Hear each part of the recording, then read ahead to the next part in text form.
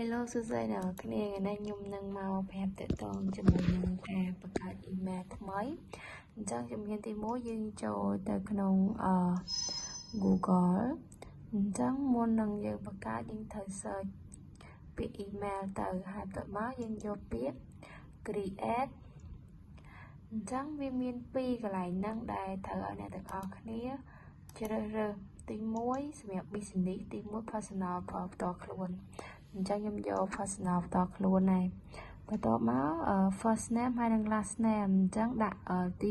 1លើគេហ្នឹងគឺយើងត្រូវដាក់តកូលឈ្មោះដែលយើងចង់ដាក់ហើយទី2ឈ្មោះរបស់យើងអញ្ចឹងទី1គឺតកូលទី2គឺឈ្មោះអញ្ចឹងសម្រាប់នឹងដែរអ្នកនរគ្នាដាក់ឈ្មោះផ្ទាល់ខ្លួនក៏បានឬក៏ឈ្មោះ fake អីក៏បានដែរបន្ទាប់ពីអ្នកទាំងអស់គ្នាដាក់ហើយចុច next ទៅអ្នកទាំងអស់គ្នាកន្លែងហ្នឹងចង់ដាក់អក្សរធំក៏បានអក្សរទូចក៏បានហើយតាមចំណង់ចំណូលចិត្តឈ្មោះ email ហ្នឹងអញ្ចឹងហើយបន្ទាប់មកចុច next បន្ទាប់ពីចុច next ហើយចូលកន្លែងនេះគឺថ្ងៃខែឆ្នាំកំណើតរបស់យើងណាប៉ុន្តែយើងចង់ដាក់ពិតក៏បានដាក់ fake ក៏បានតែសម្រាប់ខ្ញុំគឺខ្ញុំដាក់ fake ហ្នឹងហើយអ្នកនរគ្នាអញ្ចឹងអ្នកនរគ្នារើសទៅកុំរើសយក2025ហើយរើសយកឆ្នាំ2000 2006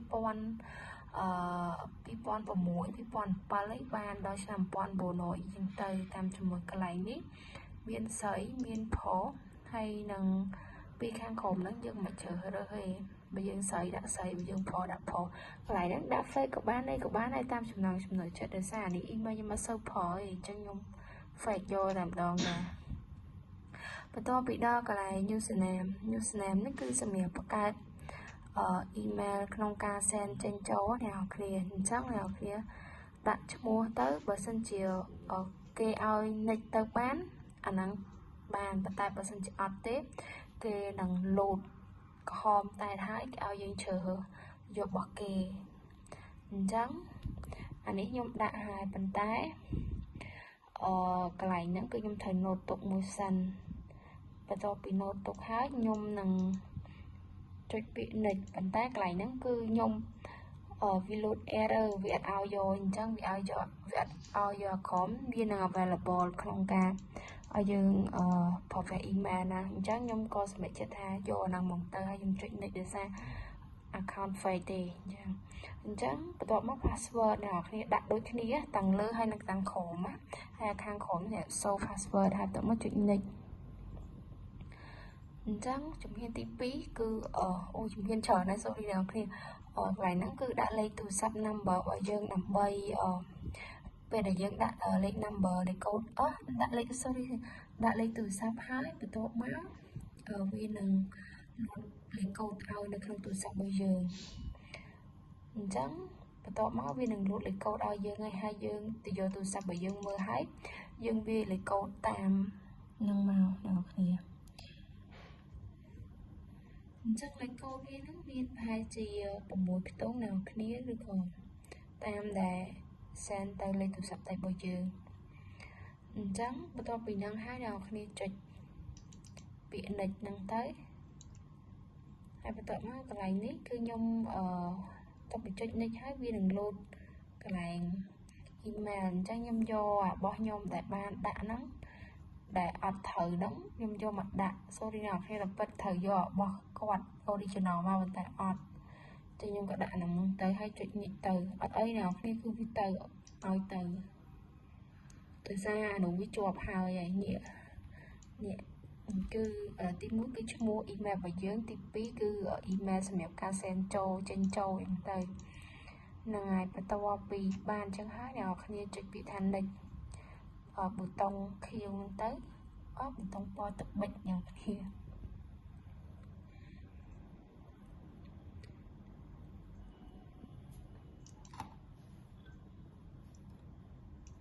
ដោយសារតែអ៊ីនធឺណិតខ្ញុំវា slow ជាងបន្តិចអ្នកគ្នាបន្ទាប់មកអ្នកគ្នា scroll មកក្រោមយកពាក្យ agree នឹងមួយទៀតចុចពាក្យ agree នឹងមកបន្ទាប់មកនឹងបាន email ថ្មីមួយអ្នកគ្នាអញ្ចឹងកន្លែងនេះគេឲ្យភ្ជាប់ជាមួយនឹង Google Chrome account ឬក៏ anh này chắc nhầm cho chỗ có trộm hai nhầm chơi bị ok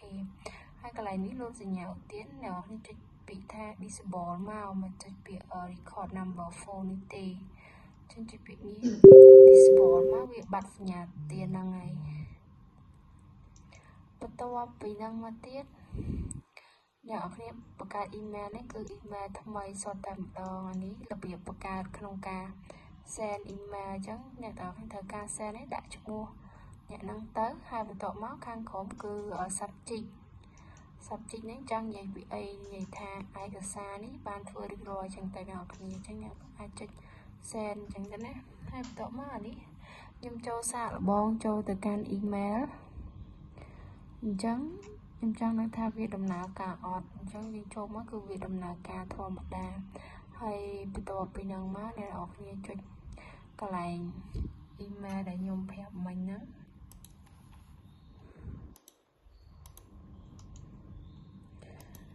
កន្លែងសញ្ញាទៀនពណ៌ក្រហមមិញហ្នឹងចុចកន្លែងហ្នឹងហើយយកពាក្យឧបថតអ្នកនរគ្នាកន្លែងហ្នឹងគេឲ្យយើងដាក់ឧបថតអ្នកនរគ្នាចង់ដាក់ឧបថតក៏បានអត់ក៏បានដែរអានេះទី1គឺឧបថត Google Chrome សម្រាប់ឧបថត Google Chrome វាមានច្រើនរូបភាពនៅក្នុងហ្នឹងអញ្ចឹងអ្នកនរគ្នាចង់ select យកមួយណាក៏បានដែរតាមចំណង់ចំណូលចិត្តអីចឹងទៅតែបើសម្រាប់ខ្ញុំគឺខ្ញុំចង់ដាក់រូបភាពផ្ទាល់ខ្លួនរបស់ខ្ញុំអញ្ចឹងទៅទី2គឺដាក់រូបផ្ទាល់ខ្លួនរបស់ខ្ញុំចឹងអ្នកនរគ្នាស្រឡាញ់កន្លែងណាដាក់រូបមកហើយ select ទៅ select ហើយវានឹងដំណើរការហើយបន្ទាប់មកអ្នកនរគ្នាចុចពាក្យថា next នៅខាងក្រោមហ្នឹងមកព្រោះវាចេញរូបមកហើយយើងចុចពាក្យថា next បន្ទាប់ពី next ហើយអ្នកនរគ្នាវានឹងលោតសារមកមួយទៀតឲ្យយើង save ទុករូបភាពហ្នឹងអញ្ចឹងយើងចុចពាក្យ save ទុករូបភាពហ្នឹងមកអញ្ចឹងអូខេហើយជោគជ័យអ្នកនរគ្នាបានដាក់រូបហើយអញ្ចឹងសម្រាប់កន្លែងរូបកន្លែងកាមេរ៉ានេះអ្នកនរគ្នាចង់ថតដាក់រូបភ្លាមក៏បានអត់ក៏បានតែខ្ញុំគឺខ្ញុំអត់តែខ្ញុំដាក់រូបតែខ្ញុំបាន save ទុកហើយមិញហ្នឹងក៏ខ្ញុំដាក់ហើយអានេះគឺសម្រាប់នៅក្នុងនេះវាមាន Zoom meeting មានដាក់រូបភាពដាក់អីផ្សេងៗទាំងអស់អ្នកនរគ្នាអាចចូលមកមើលនៅពេលដែលបង្កើតហើយសម្រាប់ការចង់ change password អ្នកនរគ្នាចូលឲ្យកន្លែងមុខ key ពណ៌សហ្នឹងដាក់គេដាក់ password ហ្នឹងចូលទៅដោយសារតែព្រោះយើងទៅដាក់ password មិញអញ្ចឹងអត់ឲ្យ change ទេអ្នកនរគ្នាអញ្ចឹង